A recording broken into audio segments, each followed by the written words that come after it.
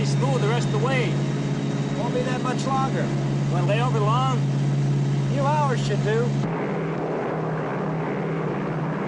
Want a drink? You still carrying that old flask with you? Right back here.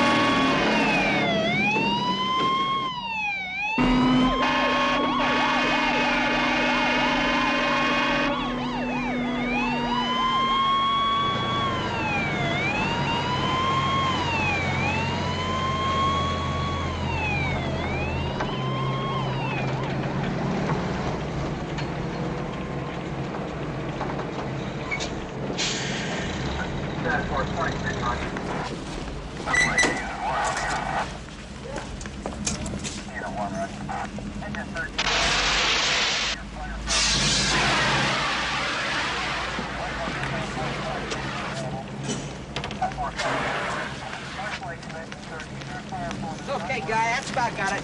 That's got it. Get a body bag. Get two. Sam Horton was a passenger in there. Move it. Come on, you. Listen, I want photographs. Medical eyewitness in that order, just like that. Move it. You, I want a forensic team out here in half an hour. Go. Where's that FAA guy? Well, it's about time. Bates, you mess with this aircraft before the NTSB investigators get here, I'll hang you out to dry. Deputy, where's that witness? Unit 6, pick them up. Well, get him, get him, get him. You know what that is? Smell that. That's benzytritol tetinitrate. You know what that does? That blows up. That's what it does. I don't need any NTSB investigators tell me why that plane crashed. Them men was blowed to pieces. There was nobody to fly the airplane. What I need to know is who blowed them men to pieces, and then maybe I make an arrest for murder. Hey, any of you dummies think to call the newsmen? Your client is charged with public intoxication, disturbing a public event, and resisting arrest. This is not the first time Mr. Ritter has wound up a spree in my courtroom. Yes, I'm very aware of that, Your Honor, and Mr. Ritter is going to mend his ways. Well, you're going to have a choice of sentences, Mr. Ritter, and the choice is yours. Either 10 days in jail or 30 days on the wagon. It seems we've given your client something of a dilemma. Mr. Ritter will take the wagon, Your Honor. He's very grateful. Well, so ordered. But I suggest you work very hard at it, Mr. Ritter, because if you're in this court again, you'll do a year on the county farm. Next. Thank you very much. Awesome. Jess. Excuse me. That is low. That... Mr. Carson, are you still intoxicated? I certainly am. Marshal, would you remove this prisoner until such time as he is able to answer the charges? Wait a minute. I got a lawyer. Is Mr. Carson's counsel in the courtroom? Pete. Hey, Pete! Where's my lawyer? right here. Tony? Yeah. I have some news. Good news. Maybe great news. Lord's that man hurt? No, it's only his liver. Easy on his Are you sure he's all right? He's gonna be okay. Oh, he's drunk. And I'm deaf. Give me him. I'll take him here. For heaven's sake. Hold him steady. And what is this, about good news or something? Sam Horton. Do you know about Sam Horton? Yeah, his airplane went down the desert. Yeah? How much money you got? $3. $3. You always bring me such rich clients. It's the Horton Beatty silver mine, isn't Among other things, his daughter phoned something about an estate. it? Oh, yeah? Well, look, just open up the door, will you please? Put him in there. Yeah, let's go. Hold it. I got him up. 1, 2, 3. Oh! Come on, partner. You're gonna bunk down here. Oh, boy. Okay. You too. But that ain't air conditioned, Tony. Neither is jail. Come on. Oh, boy.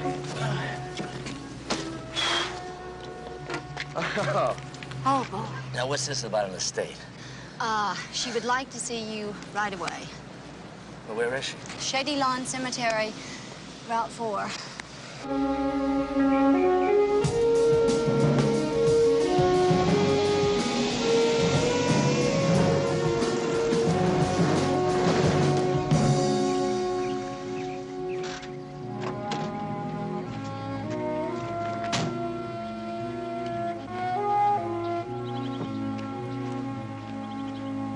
Miss Horton? You my lawyer? You my client? You're late. I'm worth it. What's your problem? My father's dead, and this ghoul won't bury him. Have you got a match? That is not exactly our position, Miss Horton. I'm sure you can understand, sir, that we at Shady Lawn are far from being unsympathetic at this moment. But I'm not talking about sympathy. I'm talking about my father's body, okay? financial arrangements have to be made. Yeah, look, excuse us for a moment, huh? Yeah. Now, look, I don't quite understand this. I mean, what's the matter? They're having problems with money? There's no problem with money. I just don't have any. Everything's tied up. It takes forever to get anything out of Sam's lawyers. That's why I called you. I want him buried now, without waiting. Look, do you have a match? Look, just go to the truck and look in the dashboard. Try to light it there, and I'll try to take care of this. I'll handle it, okay? Right, okay.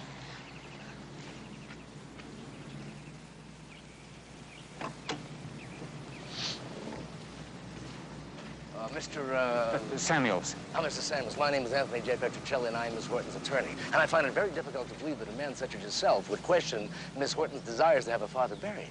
Certain obligations have to be met. And I want those obligations to be met. Miss Horton would simply like a very simple and immediate service. Well, here's my card. I'm sure that you can make all those arrangements. If you have any question at all, just call me. If there's any problems, I'll be ready to serve you at any time possible, okay? Of I really course. appreciate what you're doing, Mr. Samuels. Thank you. Thank you very much, sir. Thank you, sir. Appreciate that. Thank you. Sir. Okay, I took care of it. Now what? Thank you, thank you. You know, your lighter doesn't work? Think that's an omen to quit smoking? I wish I believed in omens. There wouldn't be so many surprises. There are two guys asleep in the back of your truck. Did you know that? Yeah, I know. They're collector's items. Now, listen, just calm down now, will you? Is there anybody you want me to call for you? You mean relatives? Whatever. Well, I've got 2 sisters and 1 brother. They're all very successful, and they all live very far away, and believe me, could care less. Sam Horton was my dad. Hey.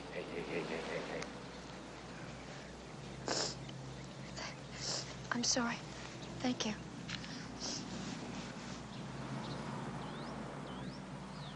Is there anything else you want me to do for you? You see those 2? You can get rid of them. What do they want with you? They're waiting for a warrant. A warrant? A warrant for what? For my arrest. Arrest? For murdering Sam, for murdering my own father. Oh, look, can you buy me a drink? I really need one. Yeah, I'll buy you a drink. I'll buy you a drink. Tell you what I want you to do first, though. I want you to give me the beginning, I want you to give me the middle, and I want you to give me the end. There's one thing that I want, and I won't have anything else. And that's the truth, okay? All right, I'll tell you everything I can, which isn't much.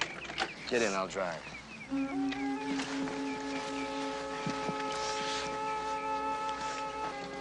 You know what Sam would have done about all this? He'd have had a good laugh. That was one of the things I loved most about him, the way he could laugh. He was on his way upstate where he had some big mining deal cooking. I wanted to go with him on this trip, but he told me it'd be strictly business. Al Smiley was Daddy's pilot. He hit on me once, and then he hit on all the girls. Anyway, Daddy and Al went off to file the flight plan, and I went to see Mr. Kelly. I was up partying the night before, and I went into the hangar to ask Mr. Kelly if he had any aspirin. He's an old pal of Sam's from the war. I got some from his desk and went out to say goodbye to Daddy. I knew they'd be finished with the flight plan and ready to go.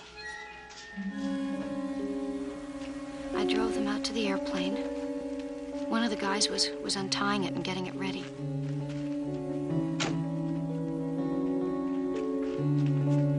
Sam gave me a little hell about the hours I keep. It was a ritual. And then he said goodbye.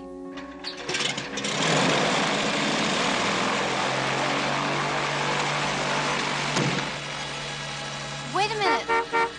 Oh, he forgot his briefcase, and I gave it to him. Sam was very forgetful, and I'd always have to remind him to do things like keeping appointments, signing contracts, you know, things like that. So it was par for the course when Sam left his briefcase in the car. You forgot this, Dad? It was almost a routine, his leaving it, me taking it to him. We really missed each other a lot when he was gone. You see, Sam was more than a father, Mr. Petrocelli. He was my best friend, too. I watched the plane take off, and that's the last I saw of him. Are you sure that's everything? That's it. There has to be more, Barbara. Sure, I'll inherit a lot of money. Come on.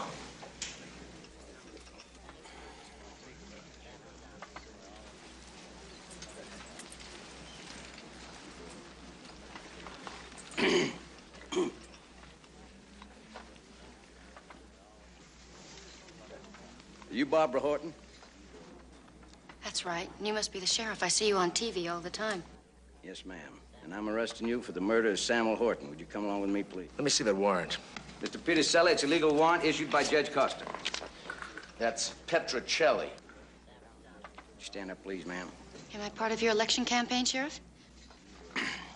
Ma'am, stand up. It's all right. Let him get his headlines. We'll have a lawsuit for false arrest.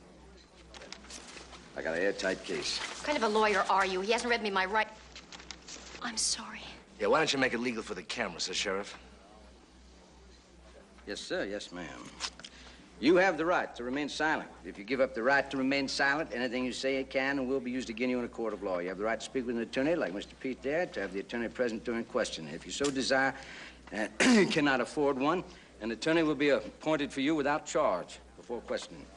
Do you understand each of these rights I've explained to you? Do you wish to give up the right to remain silent? Do you wish to give up the right to speak to an attorney and have him present during questioning? That's it. Come along, dear.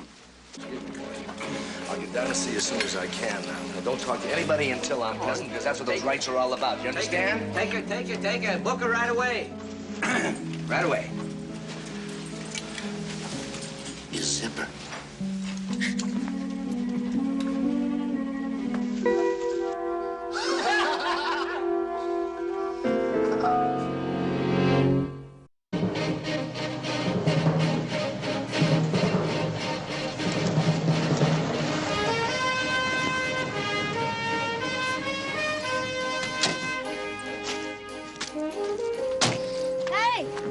Hi, baby.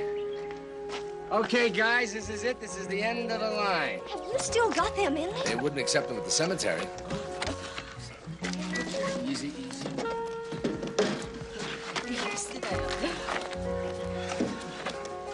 You mean a lawyer lives here? You got a beer, Maggie? You, a root beer. Any kind of beer. Make it 2. You know what I'd love? What? I would love an egg cream. How many eggs in an egg cream? Oh, honey, you know there are no eggs in an egg cream. Then why do you call it an egg cream? Why do you think they call a grapefruit a grapefruit? Are there any grapes in a grapefruit? You're making fun of me. No, I'm not, sweetheart. I'm not. This house is all wrong. Hey, there's the phone. Hey, honey, no, I'll get it. Look, do me a favor. Hey, Pete, help Maggie with this guy, will you, please? Oh, come on. He needs it. You're building this place all wrong. That fireplace shouldn't be there. You are in a lot of trouble. Public intoxication, aggravated assault, resisting arrest, and you're being sued by a Judge Hector Alexander. What? Yeah, they're opening up Sam Horton's safe deposit box tomorrow at 9, huh? Hey, Foxy, I'll tell you, I can't be there. I gotta be in court. I'm paying off a dental bill. Oh, I think I feel sick. I need a lawyer. Well, I'll be happy to make you an appointment. Yeah, hey, listen. Yeah, well, look, Maggie will be at the bank for the opening of that box. Right. Yeah, 9 sharp. Okay, Foxy, thank you. Bye.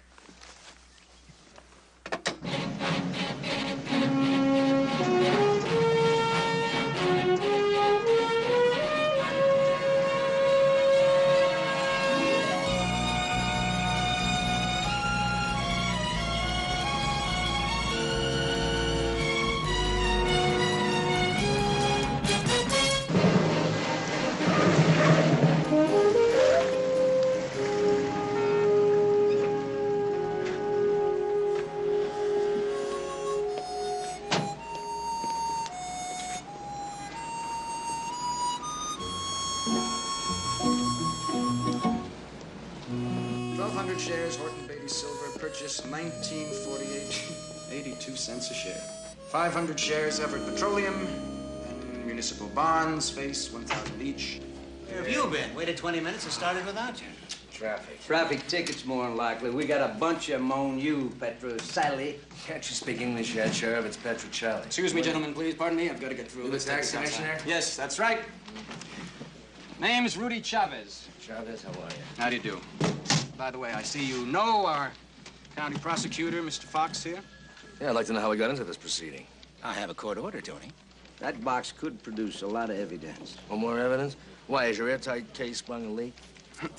Insurance policy, 50,000. Insurance policy, 50,000. Insurance policy, 50,000. Beneficiaries, the estate, the estate, the estate. This is addressed to Barbara Horton, personal. Oh?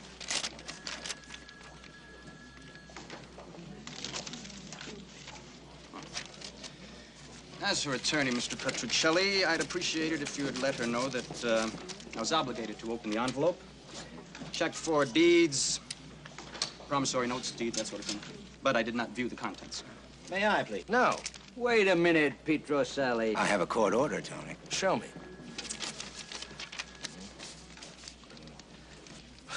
That's funny. I don't see your name on this, Sheriff. I'm here with old Foxy. We all have our burdens to bear, Tony. He's right, Leroy. You don't belong here. See you, Leroy.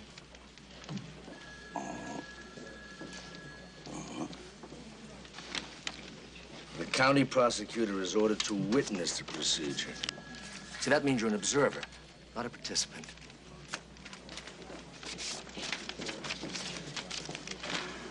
Irrevocable trust in the name of Barbara Horton, $150,000.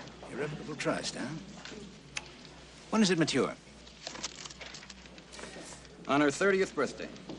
Or on her father's death. I'd call that a motive. Impatient lady, your client.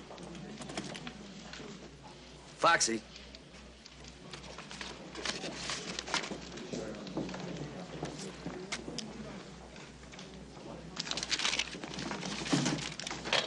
Okay, honey.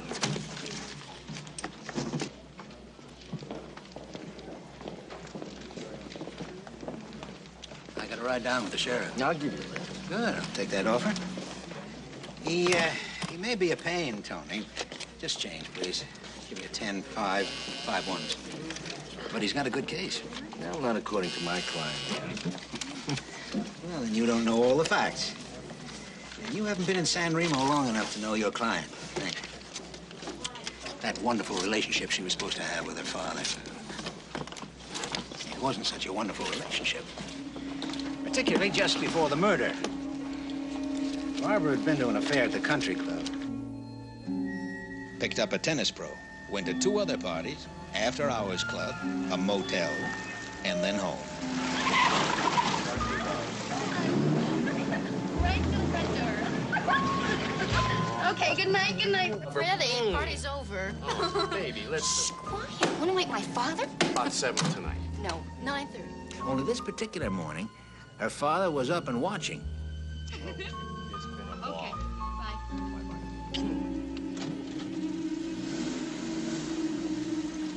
Barbara was known for the way she could wheedle what she wanted from Sam. And he'd usually give in. But Sam was having money problems of his own. Inflation, strike, a lawsuit. And Barbara had just gone on a $10,000 2-day shopping spree. Oh, Sam had had it with her. Sam had cut off her bank account the previous day. And he dropped all her charge accounts. Drastic measures. Most people thought it was long overdue. The housekeeper told us she overheard them arguing. He had more to say, and he kept saying it all the way to the airport. Sam was on his way to an emergency board meeting upstate at the mine. All right, you remember what I said. You understand? Remember it. And I mean it. When they got to the field, Sam and his pilot went off to file a flight plan, leaving Barbara alone. What? Matt, you got problems? Yeah, I've got a headache. Any aspirin? Barbara said she was hungover, wanted an aspirin. Kelly told her to get some from his desk. Kelly kept some mementos from the war in his office. Barbara picked one up. A hand grenade. Not the sort of thing one would take for a headache, Tony. Now, Barbara knew she didn't have much time before she had to drive Sam and Al Smiley out to the plane. So she left the office in a hurry.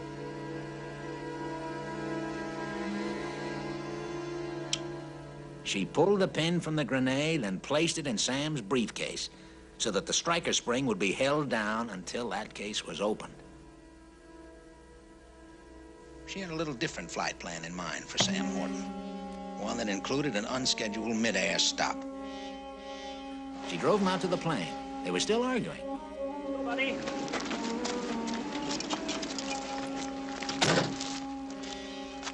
She knew Sam's habits pretty well, that he always took care of paperwork during flights, so she figured he'd open that briefcase soon enough.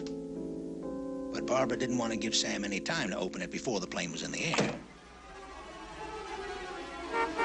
Hey! Dad? So, playing the faithful daughter, she waited until they were ready to take off to bring it to him.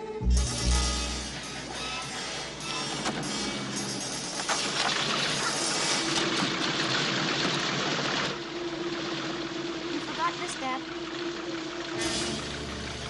Barbara Horton had two problems, Tony. A father who stopped giving in, and an irrevocable trust that wasn't giving out.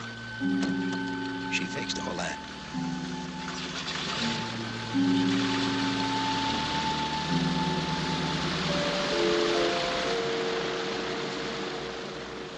Five minutes later, they were in the air. 10 minutes after that, Barbara Horton was rich.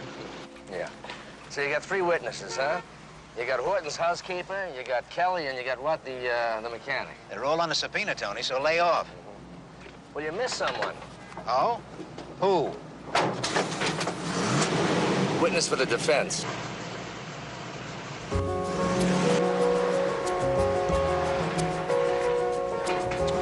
Hey! Petrocelli! What about that lift? Oh, I'm sorry, Foxy. I forgot.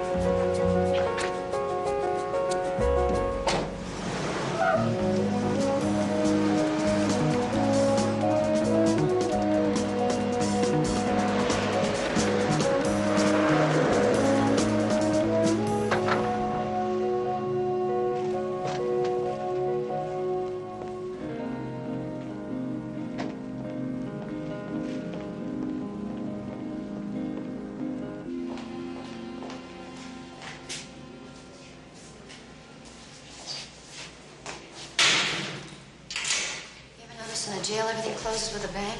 Thank you. Notice that you lie to me a lot, Bob. About what? I told you I didn't kill Sam, and I didn't. We're at that way in court, too. I know you didn't kill him, otherwise I wouldn't be here. But you also told me that everything was apple pie and ice cream with Sam. So? So? The housekeeper says different. And the prosecution seems to think she's going to make one terrific witness. Fight we had? Well, so what? Sam and I always fought. We shouted a lot, but we never meant it. The housekeeper says different. She says you blew 10 grand in 2 days and he blew his top. I never even got to tell him why.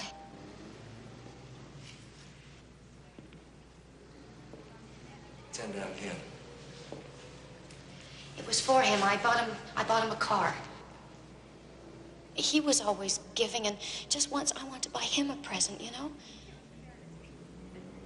And he never even knew. I didn't know he was in trouble. Have you got a cigarette?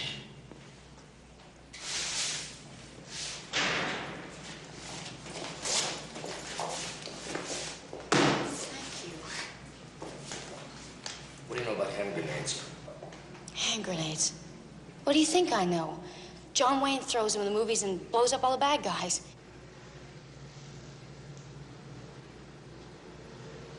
Oh, my God.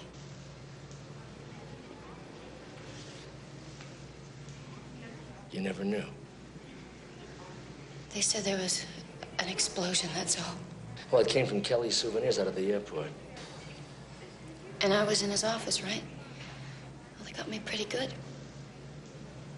Well, the worst thing is that the The estate's in pretty bad shape, but you have an irrevocable trust. What's that? It's 150 grand nobody can touch. I was wondering what my motive was. Estate's really bad? It's in your box. The collector opened it, but it wasn't read.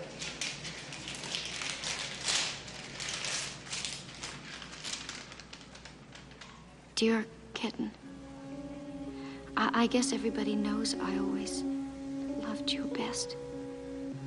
So I'm writing this in case anything happens to me in the next few months, and hoping you'll never have to read it. I've let you down, Barb, and I want you to know this way, between us, before the newspapers and the court start cutting me to pieces. I hope you will find it in your heart to forgive me for it.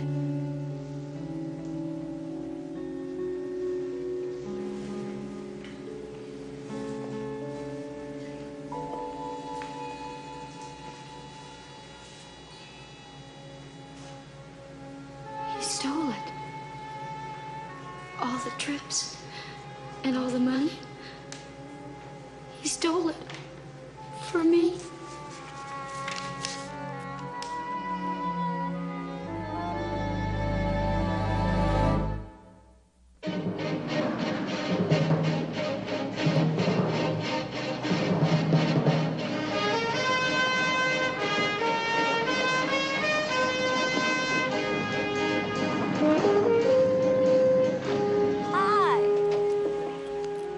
Let's get a petition out tonight. It's old man Horton's funeral tomorrow, and I want to spring Barbara for it. Hi. Have a something to drink. Oh, I'd love it. Good. Seems he's ripping off that mining company. Gave himself 2 big loans, big salary increase. $120,000 in 10 months. I guess he hoped to pay back his partners before they found out. Hey, who are those guys? They're making a perk test. A what? What's a perk test? I don't know, but whatever it is, it costs $100.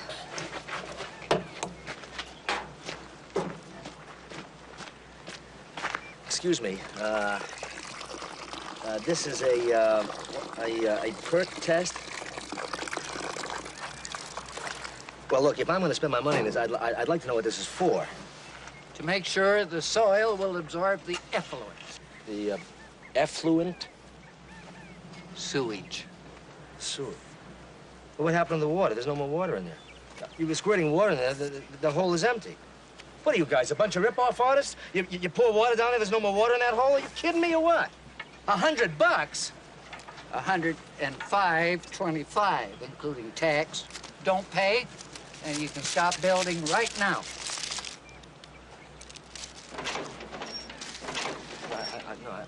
I don't believe it. Honey, I don't believe this. We got an architect who designs windows, got lean. We got a rich lady client who's broke. And now, $100 to pour some water down a hole. $105.25, including tax. Well, it's gonna come out of your salary. Salary? What salary? Don't avoid the issue.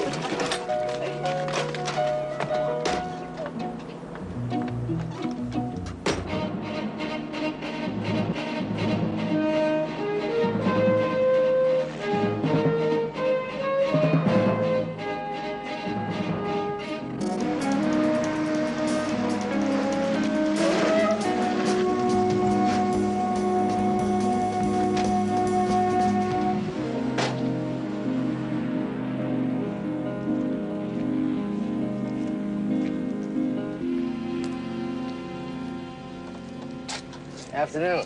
Afternoon, sir. Hi, my name is Petrocelli. Hi, I'm Bobby Gaines. Hiya, Bobby. Listen, I'm Barbara Horton's attorney, and I'm looking for Mr. Kelly. Is he around? Yes, sir. You'll find him in his office over in the hangar. Okay, thanks. Sure too bad about Mr. Horton. I was sure scared when I first heard about it. Were you scared? Why's that? Thought maybe something had gone wrong with the plane. You know, sir, maybe something was my fault. Oh, no, nothing as simple as that, I'm afraid. Okay, thanks. I'm about 15 miles south of you right now. I got an ETA in about 10 minutes. I'd like to bring my engines in. Yeah, well, you just get it in here and we'll check the mags. Over. There's a statute which prevents a defense attorney from questioning a witness of the prosecution outside of the courtroom. However, if an attorney, never having met said witness, were asking directions of the control tower. And the witness were to have something to say like he didn't believe Barbara killed her dad. Well, he might also mention whether she was seen carrying anything that looked like a briefcase into that office. Now, one thing she was carrying was a hangover. This office is always open. Anybody could have come in here. Well, the subject also would include the fact whether she had been in that office before, or whether anybody was seen around her car. Well, the men in the hangar were busy pulling an engine, so they didn't notice a car. She's been in and out of this office all her life. A fool who kept the war souvenirs, even warned her about the hand grenade once, showed her how it worked. That's probably why the prosecution had him subpoenaed. Well, obviously, sir, you don't know where the control tower is, so I'll just go out and find a mechanic who does, huh?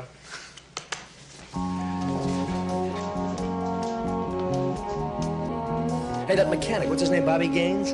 I think I'll have a talk with him.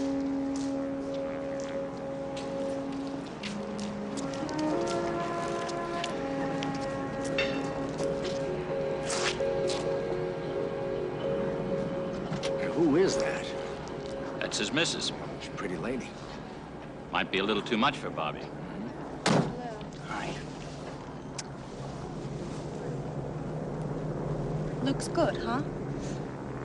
I'm sorry already. Yeah, sure. She come around here often? She used to.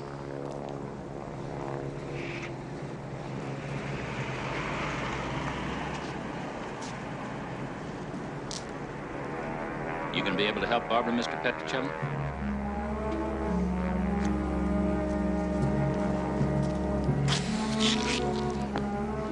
Yeah, I think you can make book on that. Yeah.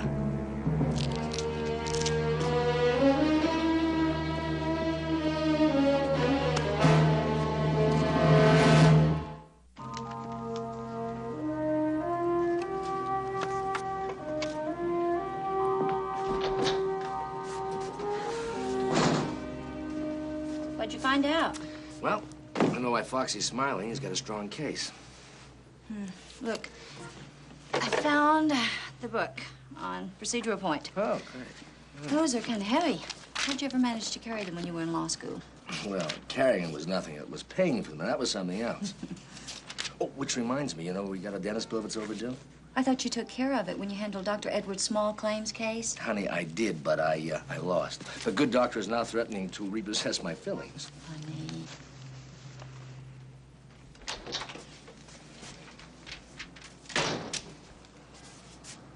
Oh, improving your vocabulary? Picture's worth 1,000 words, Tony. Okay, Confucius. Listen, I want you to do some real legwork for me. I want you to make complete book on Frank Kelly and Bobby Gaines and everyone else out at that airfield. How complete is complete? Find out the very brand of toothpaste they use, okay? You bet. Sounds to me like you got something. Sounds to me like you're gonna find me something.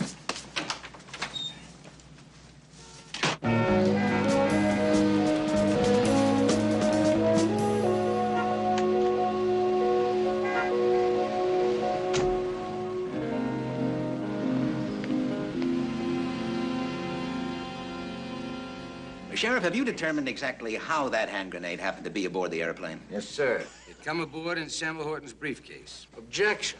There's no direct testimony to that effect. Well, it went off in the briefcase. Your objection is overruled, Mr. Petrocelli. Well, Sheriff, perhaps you could demonstrate for counsel exactly how that hand grenade did go off. Step over to the chair. Yes, counsel is very generous, thank you. Get on with it, gentlemen. Yes, sir.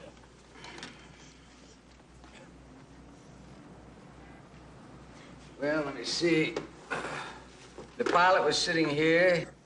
Samuel Horton was here. And when he opened the briefcase, it was here. The main blast just went up through the roof. And, of course, that was the main direction of it. And then this, if you help me turn it. When it went off, because of the direction of the suitcase, it blasted through the roof, and the case was smeared into the floor, and, of course, killed all the men. Objection. This witness is certainly not qualified to determine the cause of death. Sustained. Thank you, Sheriff. I think that pretty well tells the story. Sheriff? Yes, sir. You think you can explain to me how this hand grenade was detonated? Just to turn this around for a second. Help here. Yeah. There we go. Well, it was easy. It kind of worked like a booby trap. Here's a briefcase, like this one here. Do you mind? Help yourself, Leroy. It was kind of, well, the pin was pulled from the grenade, and the lid of the case held the spring down, the firing spring, until the lid was open, like that. I see. Thank you.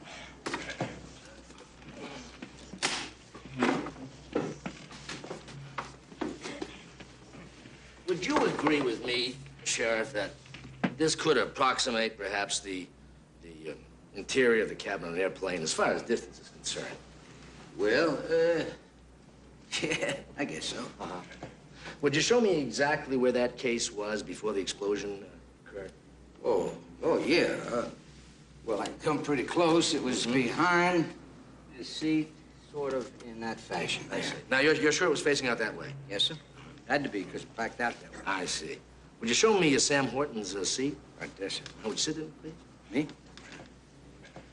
Yes, sir. Now, you know, Sheriff, these seats are a little lower than airplane seats, aren't they? Yeah. I'd say that airplane seats are probably, I don't know, maybe about... Yeah. Well, not that high, but maybe about this high. Yeah, huh? yeah. You say so? Right. Now, how do you think Mr. Horton reached around and got that briefcase? Huh? Well, he, Oh, this high, remember? Yeah. Well, man. That's a bulkhead over there. Well, yeah, he... Now, you're cheating now, aren't you, Sheriff? Well, he done it some way. That's a brilliant deduction. Don't you think that perhaps he took the case, placed it between the two seats over here, the clasps up? No. The blast come from behind. It had to be behind. Then how did he open the briefcase? Huh?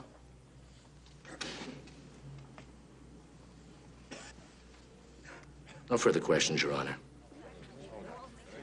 Thank you, Mr. Batts. The name is Bates.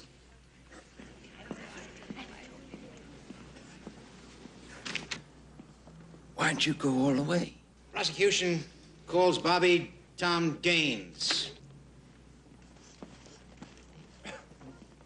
That's why.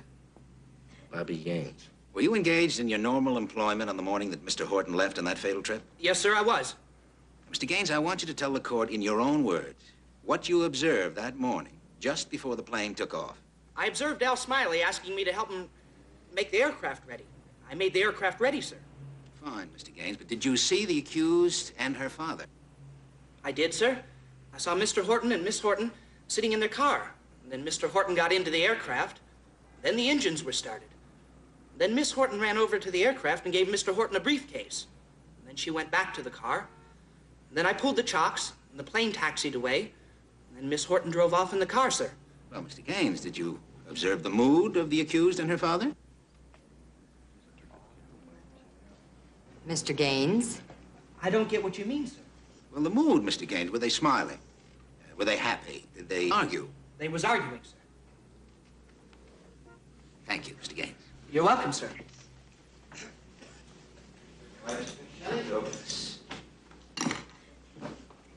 Gentlemen, I have to take some medication. If you will excuse me for a 10-minute recess. All right.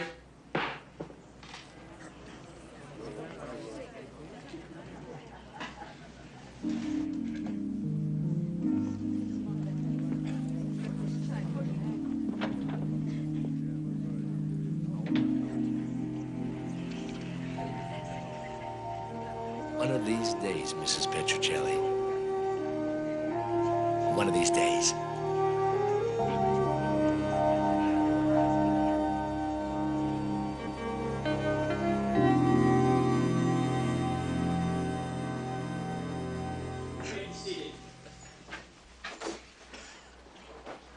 Are you ready to proceed, Mr. Petrocelli? Absolutely, Your Honor.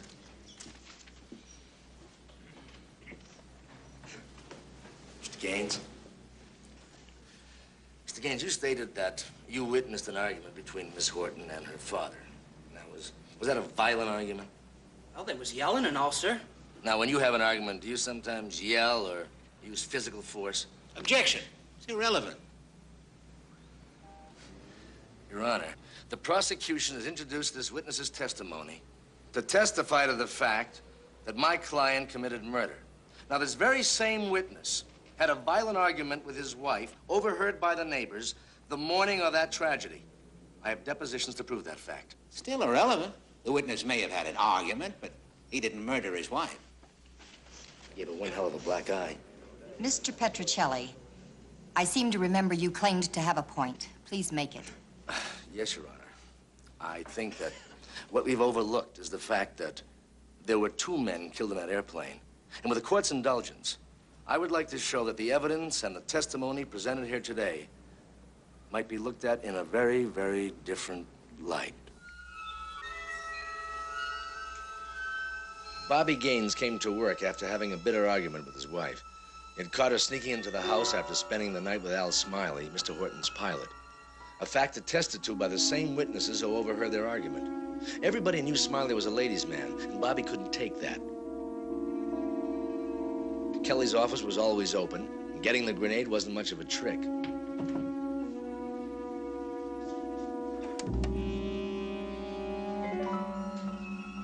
And Bobby knew what to do with it, too. He'd learned a lot about explosives during his tour of duty in Vietnam, and that knowledge and his jealousy sealed the fate of the 2 men. Now, you've heard Sheriff Bates testify that the grenade was detonated by a type of booby trap which smeared the briefcase into the opposite wall of the aircraft. But the sheriff has mistakenly assumed the grenade was inside Sam Horton's briefcase. Bobby Gaines had devised his own method of concealing and detonating that grenade. He pulled the pin, and then a grenade was wedged into the map pocket of the right rear seat, which would hold the firing spring until the first chuck hole in the runway or the first bit of turbulence was encountered. Then he left the cabin and went out to prepare the plane for takeoff. Smiley flew almost every day. Bobby probably had no idea that Mr. Horton would be using the plane on that morning, but it was too late. To Bobby's surprise, the Hortons drove up with Smiley and things started happening fast. All right. This way. Right there. Okay, be a good girl now. Stay out of trouble.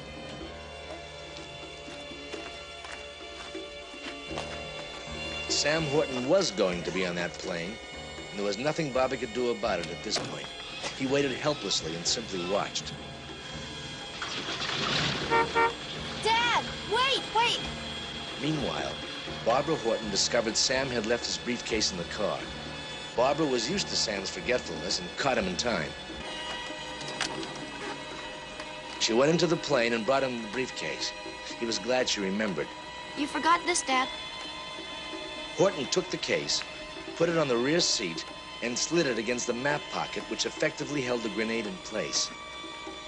Bobby Gaines closed the door, leaving both men to their doom. One a totally innocent victim. Bobby had only intended to kill Al Smiley, but things had gone beyond the point of no return, and Sam Horton would also die. Gonna lay over long? A few hours should do. Want a drink? When they were in the air, Mr. Horton reached for the case, pulling it away from the map pocket and detonating the grenade. I'm sorry. I'm sorry. I'm sorry. Your Honor, prosecution would like to move for dismissal. So moved. This case is dismissed. All rise.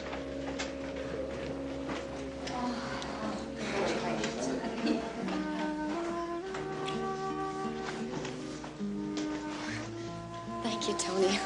I can finally give Sam his present. There ought to be enough money in the trust to pay it all back. At least he can have his good name back, huh?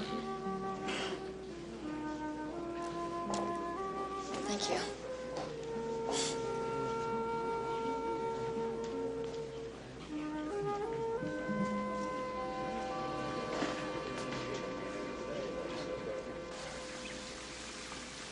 Ah.